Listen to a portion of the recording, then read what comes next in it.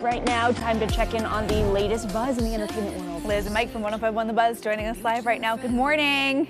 Morning. Hey, good morning, guys. I knew it. I knew. I was the only one in here this morning making comments about how I'm excited for fall. She's still the only one in here. Everyone is poo-pooing me for not just soaking up summer. You're my girl. We're both fall fans. I'm excited. Yes. August 1st is the official start of pumpkin spice season. I had my first pumpkin spice this morning. I had to make it in my own coffee pot, but they're selling it in the stores, and I turned into a pumpkin myself. So I love it. I love it. Usually by the end of August, I'm like all in. I'm all in on fall. I can't even pretend to be happy for you two, so let's just get into it. I'm Thank excited. you, Emma. I know. I'm right there with Emma. Okay. the pumpkin hat is coming out today. All of the autumnal decor. All right. Like, my aspiration is to get one of those skeletons and put it in like a bathing suit on the front lawn. It's gonna happen. Good for you. I like it. Yeah, it's the best season. But hey, we do have to start this morning with some really just sad news. This came out yesterday and was just, it was so sad to hear. Pee Wee Herman, actor Paul Reubins, dead at the age of 70 after a private battle with cancer. I had no idea. Yeah, his people shared the news up on his social media to let everyone know he had been privately battling cancer, and that, is what led to his death.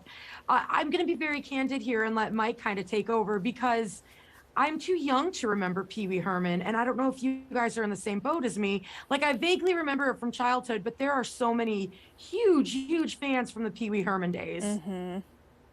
Yeah, I mean, Pee Wee Herman had a legacy in the late 80s, early 90s. He was playground banter for us kids growing up with the, I know you are, but what am I? Mm-hmm. And the amount of people that were propelled into superstardom from Pee Wee's Playhouse was just astonishing. I mean, Lawrence Fishburne played Cowboy Curtis.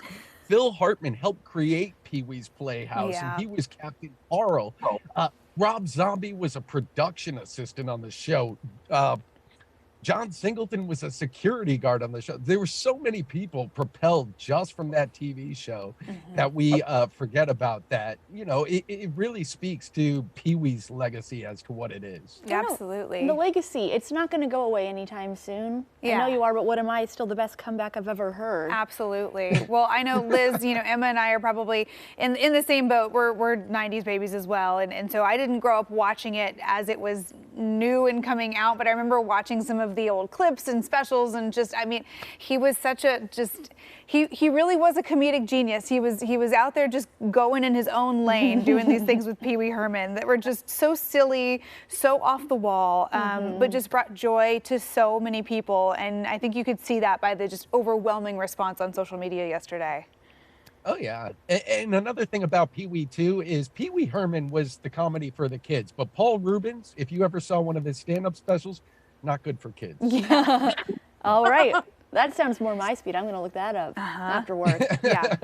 Careful. Oh, well. Wait till you're at home on a non-work computer. Oh, yes. Yeah. Well, that was the operative after work of it all. Yeah. But moving on, Cardi B, it's still the talk of the town, her throwing a microphone after getting splashed with a drink. But now we're learning more about potentially what actually happened, and talk to us a little bit about this new police report. Yeah, a police report was filed for battery against Cardi B. But the thing is nobody's actually sure who filed the police report.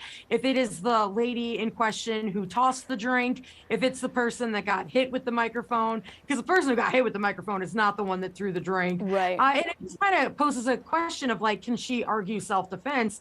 Because if it is battery, it was a fight or flight moment. If somebody hits you with something and you don't know what's going on, like, how exactly this is going to play out, and is it going to set a precedent? But as of right now, her people still have not released any statements about this or even approached it. I mean, no, from the video, that was something I noticed first, because if person over here threw the drink, she throws the mic that way. And I'm like, there's absolutely no way it's the same person.